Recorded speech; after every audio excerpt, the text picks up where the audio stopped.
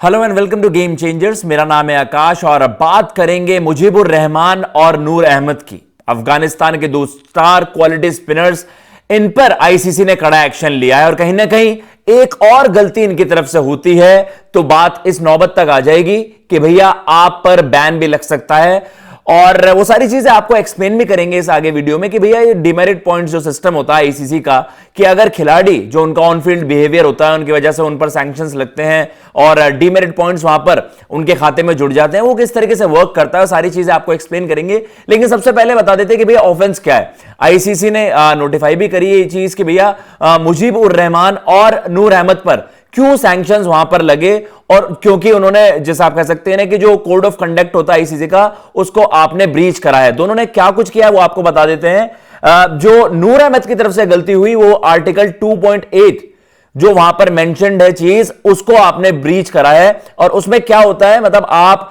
जब अंपायर के किसी फैसले पर आप कहते हैं कि नहीं, चलिए आप सहमति तो नहीं जताते, ऑब्वियसली खिलाड़ी तो हमें, एक बॉलर को तो हमेशा यही लगेगा भैया आउट है या आपने जो फैसला दिया है वो मेरे फेवर में आप दीजिए। जब आपकी फेवर में चीजें नहीं जाती हैं तो भैया आप फिर उस तरीके की एग्रेशन दिखा देते हैं या फिर आपकी तरफ से ऐसा बिहेवियर हो जाता है जो कि बिल्कुल भी एक्सेप्टेबल नहीं होता। तो फिर नूर अहमद पर तो उस तरीके से वहां पर सैंक्शंस लगे हैं, वहां पर वाइड करार दी थी गेंद और उसको लेकर काफी नाखुश थे। एंड उसके अलावा जो हम मुजीब उर रहमान की बात कर रहे हैं कि भाई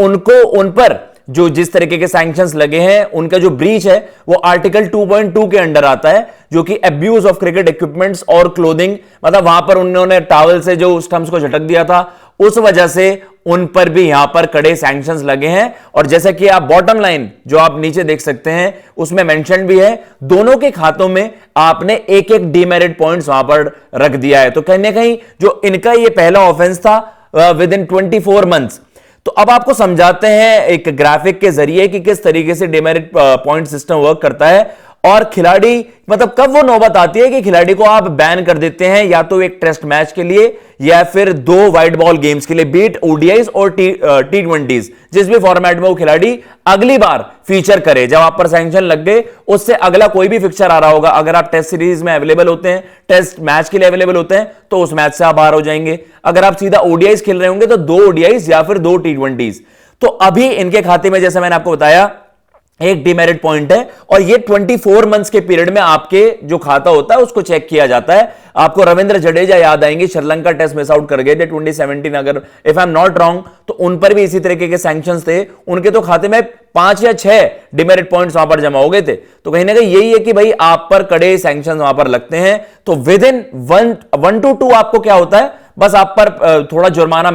आप कह सकते हैं कि मैच फी का लग गया, और इस तरीके के जुर्माने होते हैं जो कि आप कह सकते हैं कि आप जो भी आप पर एक्शंस होते हैं, जो भी सैंक्शंस लगे होते हैं, आप मैच रेफरी के सामने जाकर एक्सेप्ट कर लेते हैं कि जी हां, जो आपने मुझ पर सैंक्शंस लगाए हैं वो बिल्कुल लेजिट है और मैं एक्सेप्ट करता हूं। अगर वो एक आपकी और गलती हो जाती है, एंड दैट डजंट मीन कि देखो अब उसमें क्या होता है कि लेवल ऑफ ब्रीच क्या है। ऐसा नहीं है कि आपकी एक गलती पर 2 डीमेरिट पॉइंट्स नहीं मिल सकते। अगर आपकी तरफ से कुछ ज्यादा इस तरीके की चीज हो जाए जो आप नियमों का उल्लंघन उस तरीके से कर दें कि आपका जो एक्टिविटी आपकी तरफ से है वो 1 डीमेरिट पॉइंट नहीं, वो 2 डीमेरिट पॉइंट डिजर्व करती है, तो ऐसा नहीं है कि एक के बाद अगला दूसरा ही होगा, एक के बाद आपको 2 डीमेरिट पॉइंट्स एक साथ भी मिल सकते हैं। तो कहीं ना कहीं एक गलती और होगी यहां पर मुजीब से या फिर आपके नूर अहमद से, तो उन पर एक टेस्ट या फिर 2 ODI/2 T20, या तो आप ओडीआई फॉर्मेट अगला मैच खेलो, जिस दिन आप पर सैंक्शन लग गए उससे जो अगला ही आपका फिक्चर होगा उसमें आपको पेनलाइज कर दिया जाएगा